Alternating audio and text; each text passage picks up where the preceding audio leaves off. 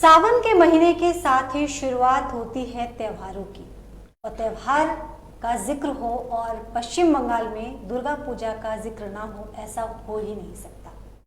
पूरे पश्चिम बंगाल सहित पूरे देश को इस त्योहार का इंतजार रहता है।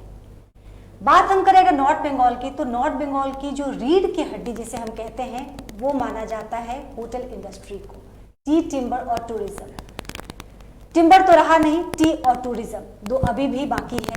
लेकिन जब से जीएसटी की खबर आई है, तब से लोगों के जो इस इंडस्ट्री से जुड़े हुए लोग हैं, उनके माथे पे चिंता की लकीर को साफ साफ पढ़ा जा सकता है।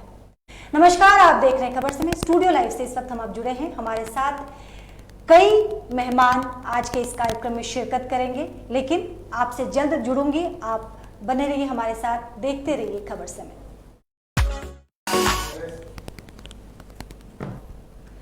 तो जैसा कि मैंने ब्रेक के पहले कहा था कि खास मेहमानों से मैं आपका परिचय करवाऊंगी, उनसे मिलवाऊंगी। तो शुरुआत करते हैं मिस्टर उज्जवल घोष से, जो कि joint secretary of greater Siliguri hotelier welfare association से ताल्लुक रखते हैं। ठीक मेरे राइट साइड में सीए संजय गोयल हैं, जो कि vice chairman Indian chamber of commerce हैं। मेरे लेफ्ट साइड में संजय शर्मा हैं, जो एडिटर इन चीफ हैं खबर समय। और उनके बाद ठीक हमारे साथ सुमित मित्रुका जी हैं, जो कि director Samit hotel and resort हैं हमारे साथ। आप मेहमानों का जुड़ने के लिए बहुत बहुत धन्यवाद। शुरुआत मैं, क्योंकि आप सीए हैं, तो आपसे ही शुरुआत करते हैं, क्योंकि आपकी जो जीएसटी में जो बुनियादी पकड़ है, मेरे ख्याल से हम सब में से आपसे ज़्यादा पकड़ रखते हैं। तो शुरुआत मैं सीए संजय गोयल से करूँगी। देखिए, जीएसटी के जो रिसेंट चेंजेस आए हैं, जो 18 तारीख से एप्लीकेबल हुए हैं, स्पेशली अगर हम टूरिज़्म की बात करें तो टूरिज़्म में स्पेसिफिकली देखें तो 2 से 3 चेंजेस हैं जो डायरेक्टली इम्पैक्ट करते हैं। इनडायरेक्टली इम्पैक्ट तो बहुत सारे प्रोविजंस कर ही जाते हैं। तो अगर डायरेक्ट इम्पैक्ट की बात देखें तो एक प्रोविज़न जो आया है वो है कि hotel rooms to the price up to ₹1000 जो थे पहले, वो एग्जेम्प्टेड थे, उनके ऊपर जीएसटी नहीं लगता था। अब उनको भी जीएसटी के दायरे में ला दिया गया है। अब सारे hotel rooms less than 1000 rupees के रूम टैरिफ पर डे वाले हैं, उनको भी 12% के जीएसटी स्लैब में ला गया। अगर कोई रजिस्टर्ड पर्सन है जो होटल बिजनेस में है और वो कोई भी सर्विस प्रोवाइड कर रहा है, तो उसे 12% जीएसटी ऐड करके ही उसमें देना रहेगा। तो मतलब इसका सीधा सीधा असर जो ग्राहक है उनके ऊपर भी पड़ने वाला है। ये तो जीएसटी तो हमेशा ग्राहक के ऊपर ही लग जाएगा जी। सुमित जी, आप क्या विचार रखते हैं इस बार ये जो पूजा के टाइम में, क्योंकि अब इस महीने से लगभग बुकिंग होना शुरू हो जाता है, लोग दूर दराज से आते हैं यहाँ के प्राकृतिक सौंदर्यता को देखने के लिए, यहाँ के पूजा को, फेस्टिव मूड को एंजॉय करने के लिए। क्या लग रहा है इस बार कितना बिजनेस प्रभावित होने वाला है जीएसटी की, अगर हम बात करें जीएसटी को लेके? मुझे नहीं लगता है कि ये जीएसटी में जो लॉ चेंज आया है इसके लिए खास कोई टूरिस्ट में फर्क पड़ेगा, क्योंकि ये जो टैक्स इन्होंने लगाया है this is below 1000 room category. Okay. हमारे यहाँ जो टूरिस्ट आते हैं, जो यहाँ पर घूमने के लिए आ रहे हैं, अगर आप देखोगे तो वो जो रूम कैटेगरीज है वो अब 1000 ही है मैक्सिमम। ऑलराइट। अगर हम दार्जिलिंग, सिक्किम और ये सब रीजन की अगर बात करते हैं तो 1000 रुपए के नीचे रूम बहुत कम अवेलेबल है टूरिस्ट के लिए। तो मुझे नहीं लगता इससे कोई खास फर्क पड़ने वाला है हमारी टूरिस्ट इंडस्ट्री में इस दुर्गा पूजा में, इस पर्टिकुलर चेंज से। उज्जवल, आप क्या राय रखते हैं इस पे? नहीं, टूरिस्ट अगर आप घूमने वाले टूरिस्ट की बात करते हैं तो दार्जिलिंग में इम्पैक्ट नहीं आएगा, बिकॉज वहाँ पे बिलो 1000 का रूम्स अवेलेबल नहीं है। लेकिन अगर आप ओवरऑल वेस्ट बंगाल का सिनेरियो देखते हो, उसमें मोर देन 27,000 छोटा होटल्स है, बजट होटल्स। ये जो 12% का इम्प्लीमेंटेशन आया बिलो 1000 रुपीज़, ये डायरेक्टली ग्राहक के ऊपर ही इसका असर पड़ेगा। लेकिन इसमें सिर्फ घूमने वाले टूरिस्ट नहीं है। जैसे अगर कोई ट्रीटमेंट के लिए कोई छोटा शहर से बड़ा शहर में आता है, तो वो जो बजट होटल्स में रुकेंगे, अगर वो 800 रुपये का होटल में रुकते हैं तो उनके ऊपर 12% अगर आप जुड़ते हैं तो 84 रुपीज़ का टैक्स ऐड हो जाता है, अतिरिक्त भार पड़ेगा। अतिरिक्त 96 एग्जैक्टली 96। तो 800 रुपये का ऐसी 96 बढ़ के 100 रुपये बढ़ जाता है। बहुत सारा ऐसा गेस्ट आते हैं, सिर्फ वो टूरिस्ट, मेडिकल टूरिस्ट नहीं है, एडुकेशनल पर्पस में भी आते हैं, बहुत स्टूडेंट्स आते हैं। तो उन लोगों के ऊपर ही ये टैक्स बहुत इम्पैक्ट होगा। और बजट होटल्स अगर आप देखेंगे एंटायर वेस्ट बंगाल में नंबर ऑफ बजट होटल्स बहुत ज़्यादा है। पूरा देश तो शहर में नहीं है, गांव में है जी। तो बजट होटल्स में अगर ये बिलो 1000 का जो जीएसटी इम्प्लीमेंटेशन का बात हुआ है, इसमें बजट होटल्स में बहुत इम्पैक्ट आएगा ग्राहक के ऊपर। साइमल्टेनियसली और एक चीज जो है, बहुत सारा छोटा होटल्स है जिसमें जो मालिक है वही रिसेप्शनिस्ट है। अगर आप बड़ा होटल का बात करते हैं या एवरेज होटल्स जिसमें room tariff is more than, मतलब 1000 के ऊपर 1500, 2000, 5000 का टैरिफ है, उसमें एक सेटअप लगा सकते हैं। लेकिन जो छोटा होटल्स है जिसमें मालिक ही रिसेप्शनिस्ट है, उनके पास मतलब ये इसके पीछे बैकग्राउंड क्या है कि वो होटल्स आपका मैन पावर अफोर्ड नहीं कर पा रहा है, इसलिए एक मैनेजर या रिसेप्शनिस्ट नहीं रख पा रहा है। और जीएसटी रिटर्न्स उसको टाइमली अगर आप नहीं डालते हैं तो फिर पेनल्टी स्लैब सीएस आप एकदम क्लियरली बता सकते हैं। तो ओवरऑल अगर आप देखते हैं तो ये हमारा लूज लूज सिचुएशन है दोनों तरफ से। एक जो ग्राहक आते हैं उनके ऊपर अगर आप ये 96 रुपीज़, अगर 800 रुपये का फॉर एन एग्जाम्पल हम पकड़ते हैं तो 96 रुपीज़ का एक्स्ट्रा टैक्सेशन आ जाता है। और उसके साथ में जो और एक चीज़ है, अभी गेस्ट आके बोलेगा जीएसटी हमको, आप क्या करेंगे, आप करो, जीएसटी हमको देना नहीं है। लेकिन होटल्स में अगर आप जैसे चेक इन करेंगे तो बिल आपको बनाना है, तो ये 800 रुपये का जो रूम है वो विदाउट जीएसटी का तो बनेगा नहीं, तो विद जीएसटी होगा तो बैक कैलकुलेशन करके वो 714 रुपये होटल मालिक को मिलेगा और बाकी 704 रुपये होटल मालिक को मिलेगा और 96 रुपीज़ सरकार को देना पड़ेगा। तो at the end of the day तो लॉस में कौन है? ये छोटे छोटे होटल। मैं इसमें उज्ज्वल से एक बात जानना चाहूँगा। जैसे उज्ज्वल ने कहा कि इस इंडस्ट्री में ऐसे तो ज़्यादा कोई फर्क नहीं पड़ने वाला। दार्जिलिंग जो इलाका है, दार्जिलिंग क्षेत्र में जो होटल्स है वो 1000 के ऊपर ही है सारे। मगर आपको क्या कहीं ये नहीं लगता कि जो कुछ सालों में जो होम स्टे जो बने थे, जिससे ग्रामीण क्षेत्रों में लोग जुड़े थे इस इंडस्ट्री से, और इससे एक बड़ा व्यवसाय बन के उत्पन्न हुआ था, और हर इलाके की तरक्की भी इस कारण से हो रही थी क्योंकि वहाँ रास्ते बन रहे थे, क्योंकि होम स्टे आ रहे थे तो लोग जा रहे थे। मगर होम स्टे बहुत ही कम रेट होते थे, 1000 रुपए के बिलो ही होते थे या 1000 रुपए के आसपास होते थे, जिसमें खाना भी वो खुद ही प्रोवाइड करते थे। और जो जैसे आपने बताया कि जो मालिक है वही रिसेप्शनिस्ट होते थे, वही कुक होते थे। Exactly. तो ये जो एक व्यवसाय था, ये कहीं ना कहीं आपको नहीं लगता कि इसमें बहुत बड़ा इफेक्ट पड़ने वाला? बहुत बड़ा इफेक्ट पड़ने वाला है।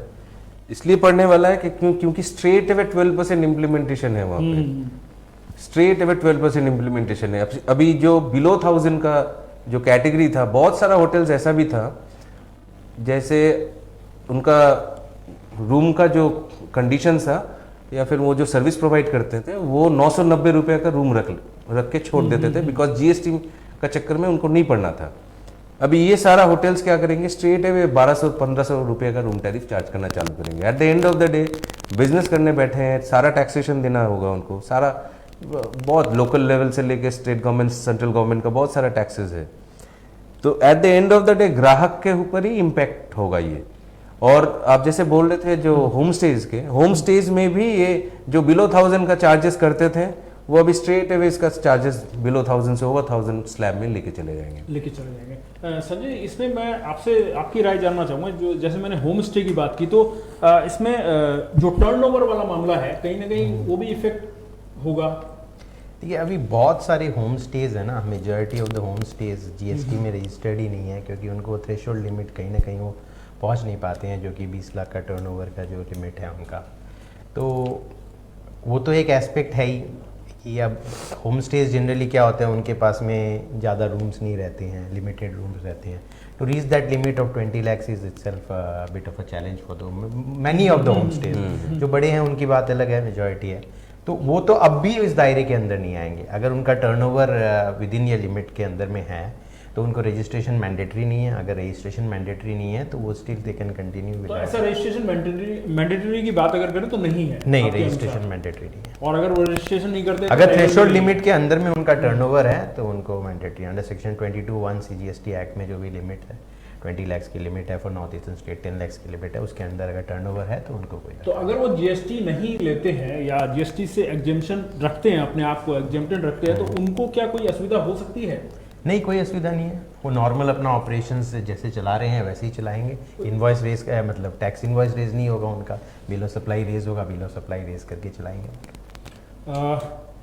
संजय जी से जैसे मेरी बात हुई, इसके बाद मैं सुमित जी से एक बात जानना चाहूँगा। सुमित जी, जैसे बजट होटल के ऊपर तो इसका इम्पैक्ट पड़ रहा है कहीं ना कहीं, मगर आपको लगता है कि जो जो 7,000 के ऊपर की जो कैटेगरी के रूम्स है या 5,000 से 7,500 की कैटेगरी के रूम्स वाले होटल्स हैं, उनमें क्या किसी तरह का कोई इफेक्ट आने वाला है? इस बजट में जो बढ़ा है, जो प्रतिशत को बढ़ाया गया है, इससे कुछ आएगा इफेक्ट? देखिए, ये जो टैक्सेशन लगाया है इन्होंने 1,000 रुपये के नीचे, मेरा सोचना ये है कि हॉस्पिटैलिटी इंडस्ट्री में जो बिलिंग हो रहा था उसमें भी कुछ कंफ्यूजन हो रहे थे। जैसे अगर किसी ने रूम बेचा 2-2,500 रुपया इंक्लूडिंग और ब्रेकफास्ट और डिनर या ब्रेकफास्ट और खाने के साथ, तो कुछ लोग ऐसे कर रहे थे कि रूम का रेंट 1,000 रुपए के नीचे दिखाते थे, जिसके कारण उसमें जीएसटी बच जाता था और सिर्फ फूड वाले पार्ट में जीएसटी लगता था। तो मे बी जीएसटी डिपार्टमेंट ने इस चीज को और ट्रांसपेरेंट करने के लिए ये 1,000 रुपए के नीचे ये टैक्स लगाया है। और इससे ये होगा कि जो लोग ये टैक्स में बचत कर रहे थे उनके लिए, अब हमारे लिए, सबके लिए एक लेवल प्लेइंग ग्राउंड हो जाएगा कि सबकी इक्वल अमाउंट ऑफ टैक्स लग रही है। तो आपके अनुसार यह कहीं ना कहीं नुकसान है नहीं, होटल इंडस्ट्री को इससे कोई नुकसान आपको नहीं होता दिख रहा है? देखिए, ओवरऑल टैक्स तो ग्राहक दे रहा है, हम इंडस्ट्री में तो दे नहीं रहे, और हर चीज में टैक्सेशन अब लग रही है। तो ये एक होटल का एक कमरा ही बचा था जो 1,000 रुपए के नीचे, इसमें टैक्स नहीं लग रही थी, एंड अब इन्होंने ये अमेंडमेंट लाया है। तो मुझे लगता है कि इससे कुछ खास फर्क नहीं पड़ना चाहिए, पर जैसे मिस्टर उज्जवल ने कहा है, वन सेगमेंट ऑफ होटेलियर्स है जिसके कारण इसके ये रूम और महंगा हो जाएगा और उनको डेफिनेटली थोड़ा फर्क पड़ेगा इससे। तो उज्जवल से मैं मुताबिक होकर एक बात पूछना चाहूँगा कि उज्जवल, क्या इस बारे में कभी आप लोगों ने गवर्नमेंट को, जो होटेलियर एसोसिएशन आपकी या फिर जो बड़े लेवल पे, नेशनल लेवल पे आप लोगों की कोई संगठन है, उसने कभी इस बारे में बातचीत की थी, या आप करेंगे आप लोग कि आपको इसमें कुछ छूट मिले, विशेषकर जो 1,000 रुपए के नीचे वाले रूम्स हैं? क्योंकि इसमें ज़्यादातर पेइंग गेस्ट टाइप के रूम भी होंगे जो कि 1,000 रुपए से नीचे है, स्टूडेंट है आपने बताया, उसके बाद जो इलाज करवाने के लिए जो आ रहे हैं लोग, वैसे लोग रुकते हैं कम खर्चे में, तो उन पे इफेक्ट पड़ेगा। तो आप लोग क्या इस बारे में कुछ सोचा है आपने?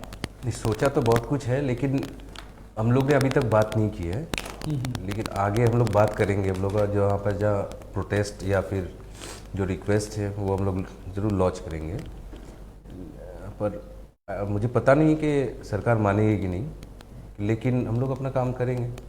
कोविड के दौरान जो जिस नुकसान को आपकी पूरी इंडस्ट्री ने, मैं आपसे और आपसे दोनों को ही कहूँगा कि कोविड के दौरान जो नुकसान आपकी इंडस्ट्री ने झेला है, उसमें भी क्या आप लोगों को कुछ रियायत मिली थी सरकार से? नहीं, ऐसा कुछ नहीं मिला था। कोविड का टाइम में ऐसा कुछ नहीं मिला था। इनफैक्ट में ये 2022 है और 2020 और 21 दोनों साल कोविड के लिए पूरा ही टूरिज्म इंडस्ट्री ही मैक्सिमम इफेक्टेड हुआ था। एक चीज़ क्या है, अगर आप देखते हैं कोई भी शहर में टूरिज्म इंडस्ट्री के ऊपर, जैसे हम मैं जहाँ पे रहता हूँ सिलीगुड़ी का बात बोलता हूँ, अगर आप सिलीगुड़ी को नोटिस करेंगे, यहाँ पे अगर टूरिज्म बंद है, मतलब होटल्स बंद है, टूरिज्म इफेक्टेड है, तो बाकी सारे बिजनेस इफेक्टेड हो जाते हैं। आप देखेंगे सेवक रोड, हिलकाट रोड में कोई खरीदने वाला आदमी नहीं है अगर टूरिज्म इफेक्टेड है। तो पहाड़ के ऊपर स्ट्रेट अवे सिलीगुड़ी डिपेंडेंट है इन ऑल बिजनेस टूरिज्म। तो कोई शहर में है, जैसे सिलीगुड़ी का अगर पॉपुलेशन देखते हैं यहाँ 10 लाख, तो 10 लाख अगर जो लोग रहते हैं वो लोग तो होटल्स में रुकने के लिए आएंगे नहीं, तो यहाँ पे रुकने वाले आदमी कहाँ से आते हैं? चारों तरफ से आते हैं। तो कोविड का टाइम हम लोग को एक चीज़ तो कोविड का टाइम में सिखा दिया है कि अगर आप शहर में बाहर का आदमी नहीं आते हैं तो टूरिज्म डेवलपमेंट, टूरिज्म का कोई स्कोप ही नहीं है, और मनी रोटेशन भी नहीं होता है। मनी सर्कुलेशन जो जहाँ पे बंद हो जाता है वहाँ डेवलपमेंट भी बंद हो जाएगा। तो टूरिज्म डायरेक्ट इम्पैक्ट हुआ था कोविड में, हालांकि ना स्टेट गवर्नमेंट से ना सेंट्रल गवर्नमेंट से कहीं से भी कोई भी कुछ यहाँ पे रिलीफ वगैरह कुछ नहीं, कोई नो पैकेजेस, नथिंग, कुछ नहीं मिला था। और अभी भी उभर रहे हैं, ऐसा भी बात नहीं है। अगर आप पर्टिकुलर सीजन देखते हैं कि पूजा के पहले या पूजा के टाइम या फिर गर्मी का टाइम, इसलिए वो 2 महीना 2.5 महीना में बहुत रश था।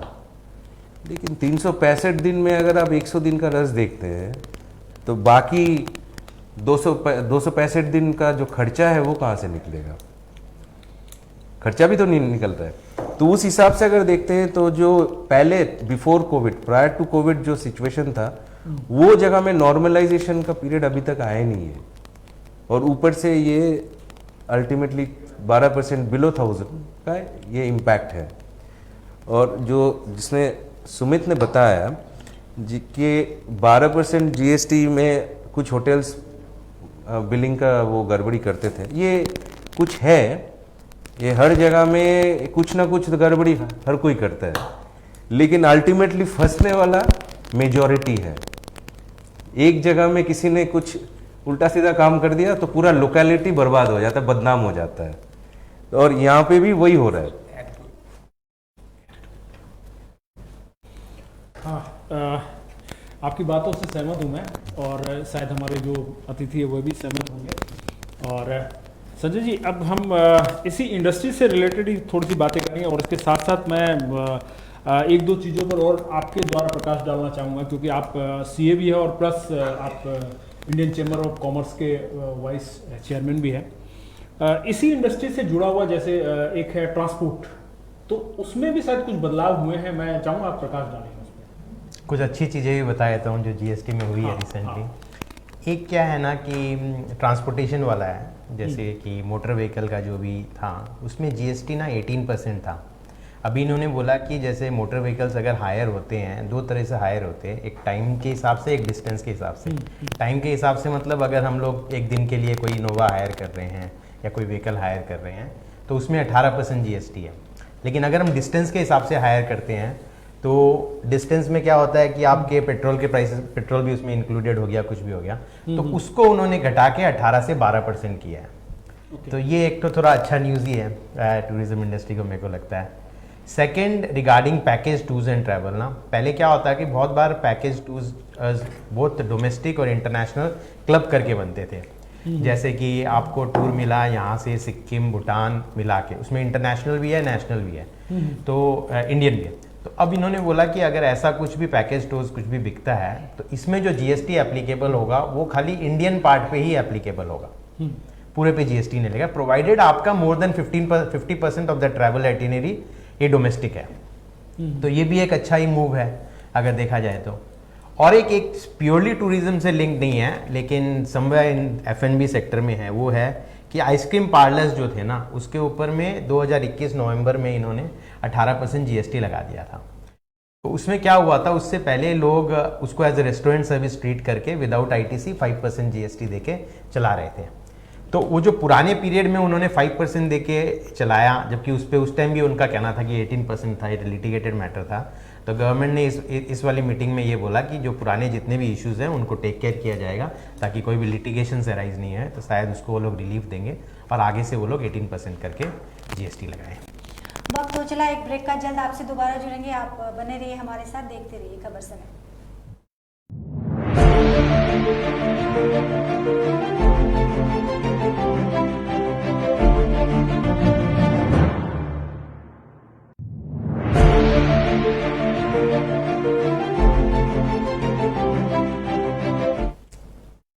तो बहुत महत्वपूर्ण चर्चा हो रही है इस वक्त जीएसटी के ऊपर, और हमारे साथ खास मेहमान स्टूडियो में बने हुए। मैं दोबारा अपने दर्शकों को परिचय करवा दूं। मेरे ठीक राइट से मैं शुरुआत करती हूं, और हमारे राइट साइड में सबसे पहले हैं उज्जवल घोष, जो कि joint secretary end of greater Siliguri hotelier welfare association जुड़े हुए हैं। उनके बगल में ठीक सीए संजय गोयल हैं, जो कि vice chairman Indian chamber of commerce हैं। मेरे लेफ्ट साइड में संजय शर्मा हैं, जो कि एडिटर इन चीफ है खबर समय, और हमारे साथ हैं सुमित मित्रुका, जो कि director summit hotel and resort है। जीएसटी पे हम चर्चा कर रहे थे।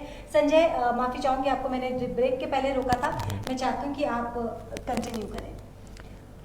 संजय जी को मैं कुछ ऐड करना चाहूँगा इसमें। जैसे संजय जी, हम होटल के बजट होटल का हमने कैप्शन दिया था और बजट होटल पे ही हम बात कर रहे थे, मगर अगर इसको हम थोड़ा और आगे जोड़ें तो मुझे लगता है कुल मिलाकर जो बजट मुझे दिख रहा है वह कहीं ना कहीं आम जनता के हित में तो नहीं लग रहा है, मुझे ऐसा लग रहा है। बट आप इस पर प्रकाश डालें, क्योंकि देखिए जो आटा, पनीर, दही, ये सब पे भी कहीं ना कहीं जो पैकेट फूड है उस पर पूरा असर कर रहा है। और भविष्य में क्या ये आज के दौर में मुझे लगता है कि पैकेट फूड 99% यूज हो रहा है, तो इस पर आप क्या बताइए थोड़ा सा। ये एक बहुत इंपॉर्टेंट प्रोविजन जो गवर्नमेंट ने लाया है इस बार जीएसटी काउंसिल मीटिंग में, जो डिसीजन लाया है। पहले तो हम लोग पनीर वनीर कुछ खाना छोड़ेंगे नहीं मैम, क्योंकि कुछ भी टैक्स लग जाए जो खाते हैं वो तो खाते ही हैं। तो इसमें एक क्या था, इसमें प्रॉब्लम क्या हुई थी, पहले जितने भी ब्रांडेड पैकेजेस थे ना उसमें टैक्स लग गया था, फूड ग्रेन्स, फूड सीरियल्स जो भी हम लोग कंज्यूम करते हैं उसके ऊपर में। तो बहुत लिटिगेशंस अराइज हो रहे थे ये बोल के कि क्या ब्रांडेड है क्या अनब्रांडेड है।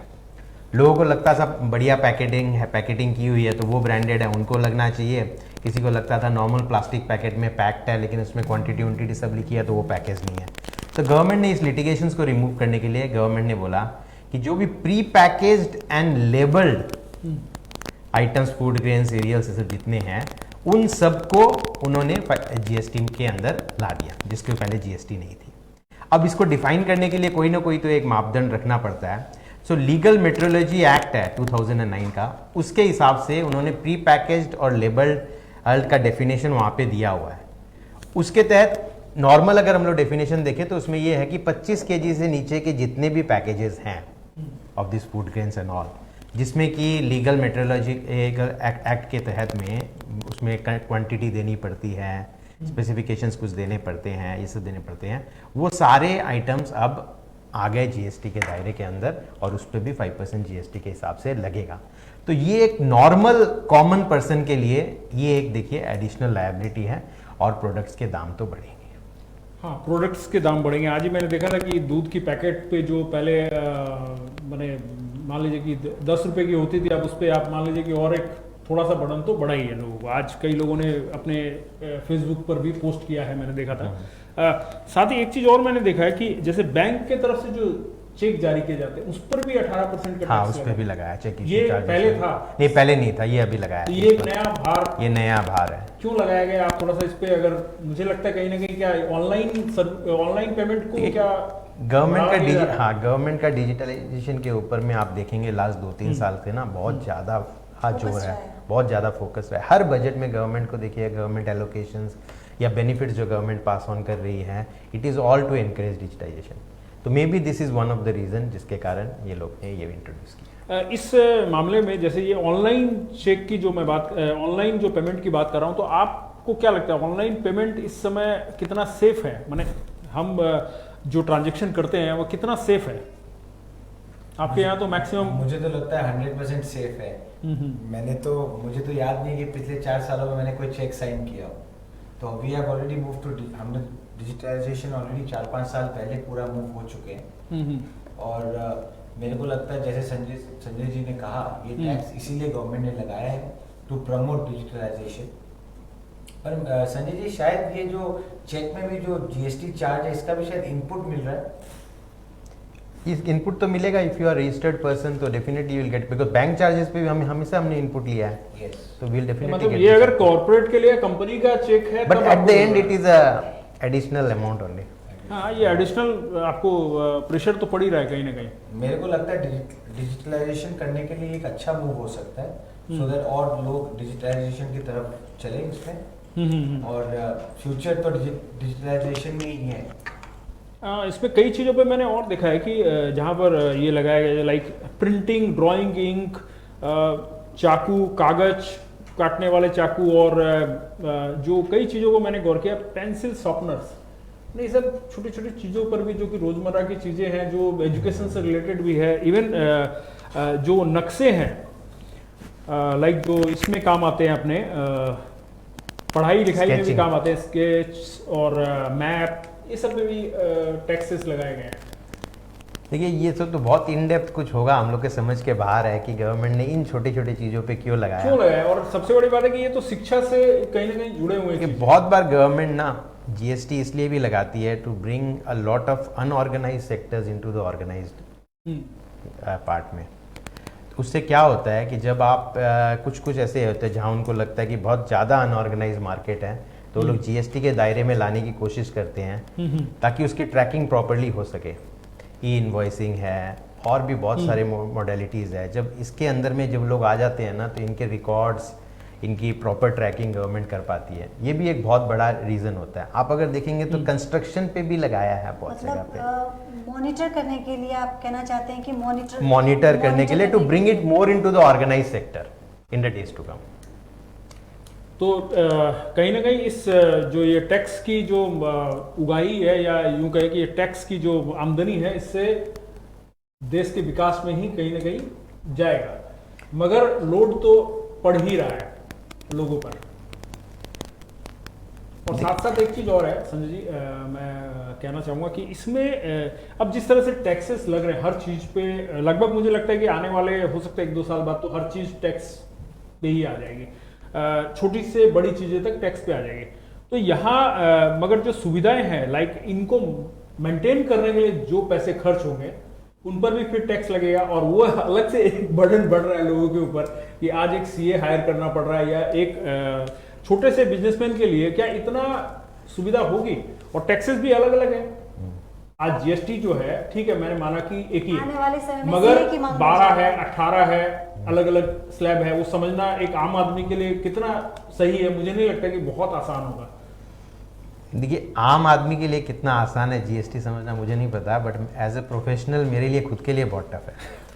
अगर आप ओवर देखें ना, जितने रिसेंट चेंजेस आ रहे हैं, डे टू डे चेंजेस आ रहे हैं, कंप्लायंसेस आ रहे हैं, तो हम लोग अपनी टीम को भी देखते हैं ना, तो हम देखते हैं कि उनको रेगुलर अपडेट रहना पड़ता है, जबकि वो लोग इस लॉ से, इस टैक्स एक्ट से वेल कंप्लाइड है, लेकिन फिर भी उनके लिए चैलेंज है।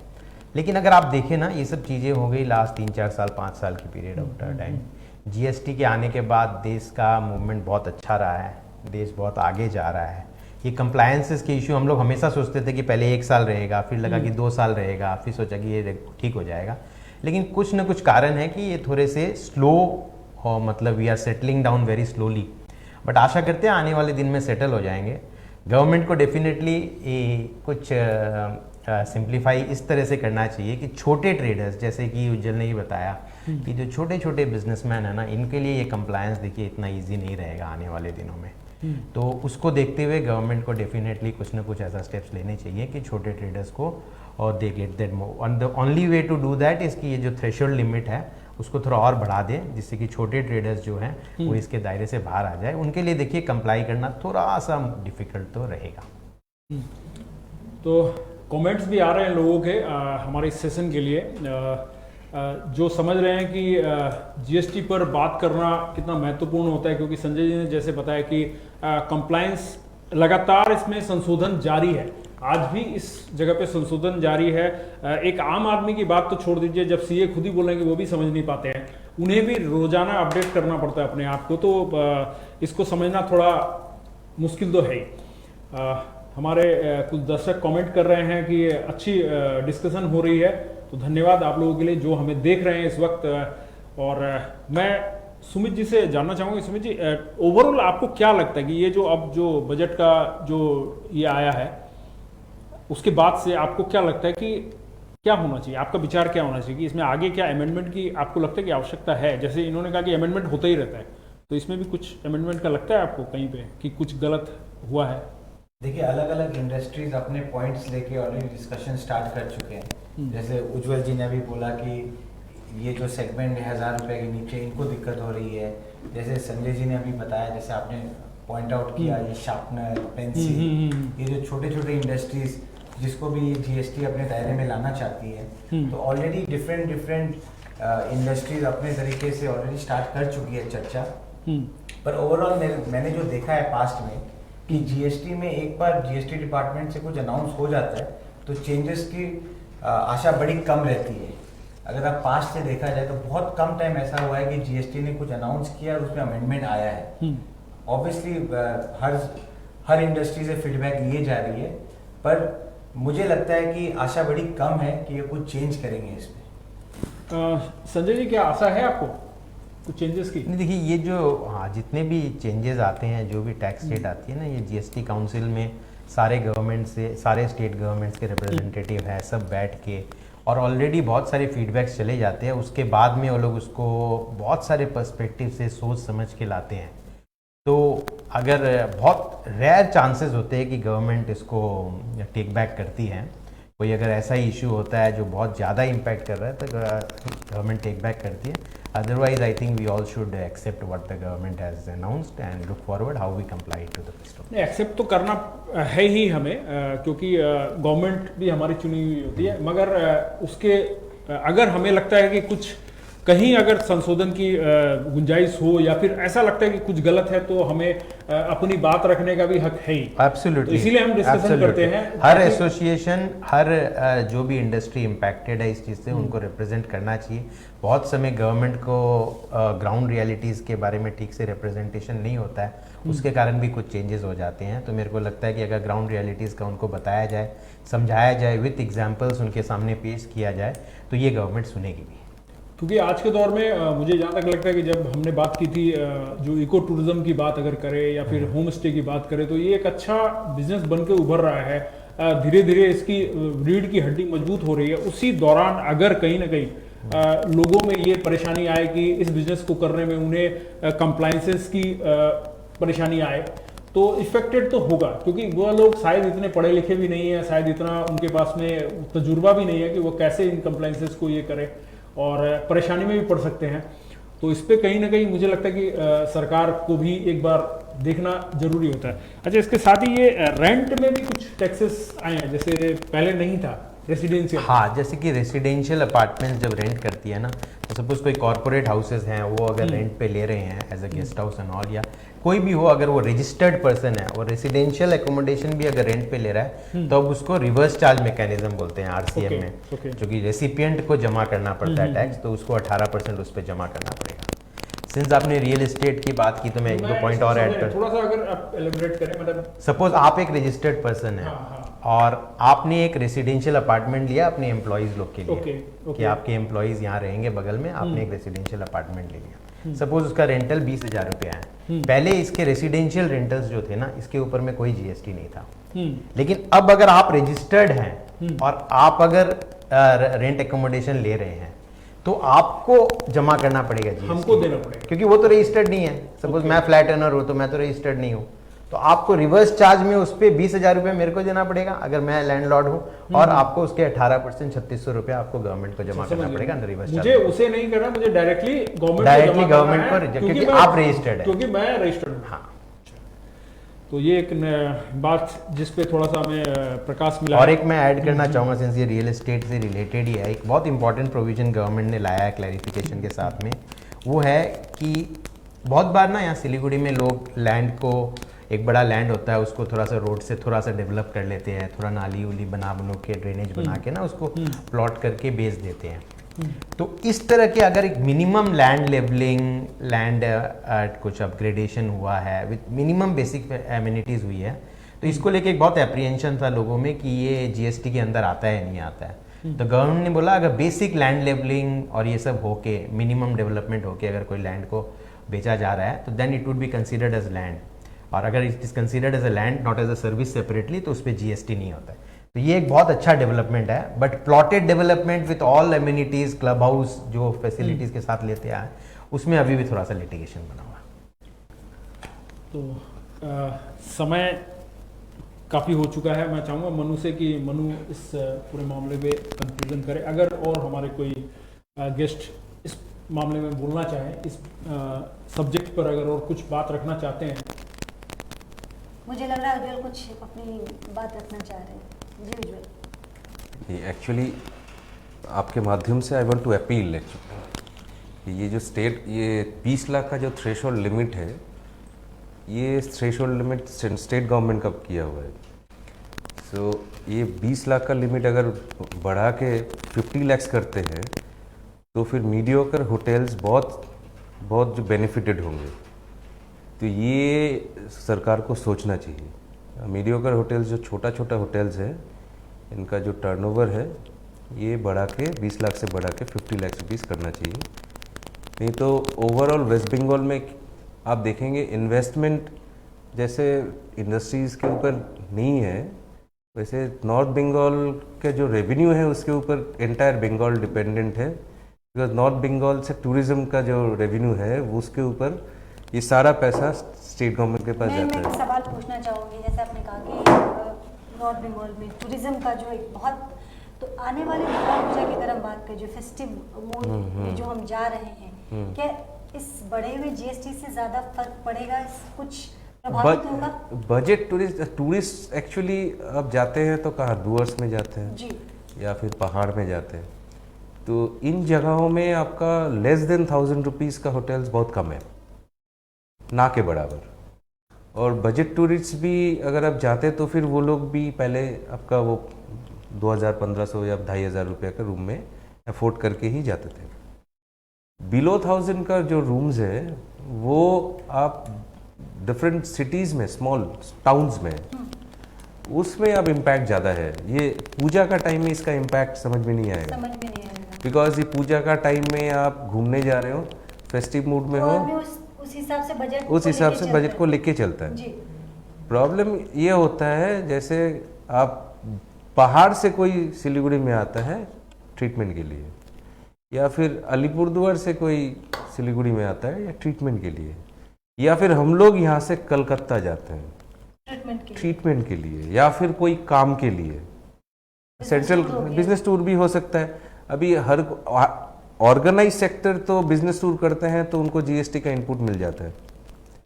अगर आप एक छोटा सा आप देखेंगे, आपका ऑफिस के बाहर में एक छोटा सा किराने का दुकान है, तो उनको सामान खरीदना है तो बड़ा शहर में जाना है, वहाँ से खरीद के लाना है, तो एक दिन वहाँ रुकना पड़ेगा, फिर वो रुकने का जीएसटी का पैसा उनका अपना पॉकेट से जाएगा। तो वो इनडायरेक्टली इम्पैक्ट किसके ऊपर होता है? अगर वो एक रूम लेता है तो kind of slow poison, Exactly. क्या Sanjay ji, kind of slow poison जो मीडियोकर है उनके एकदम। आहिस्ता आहिस्ता समझ में आएगा।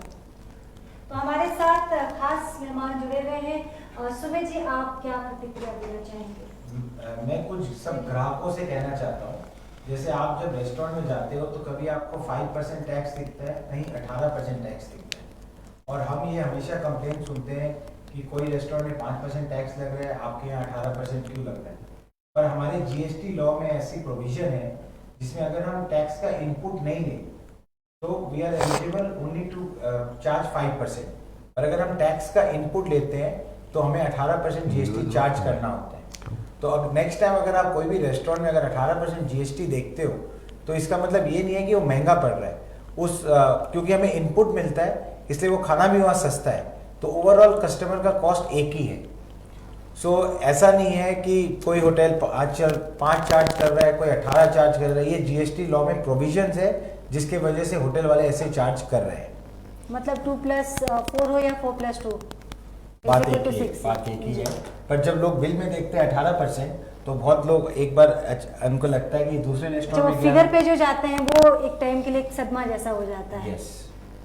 तो हमारे साथ खास मेहमानों के जुड़ने के लिए आप सभी मेहमानों का बहुत बहुत शुक्रिया, क्योंकि समय की थोड़ी सी हमारे पास लिमिटेशन है। एक बार फिर दोबारा विस्तृत चर्चा के लिए हम आपको जल्द निमंत्रण देंगे। तब तक के लिए आप सभी दर्शकों का, आप सभी मेहमानों का बहुत बहुत धन्यवाद। Thank you so much. Latest update के लिए लगातार आप हमारे साथ जुड़े रहे। फिलहाल के लिए मुझे इजाजत दीजिए, देखते रहिए खबर से। नमस्कार, धन्यवाद। Thank you.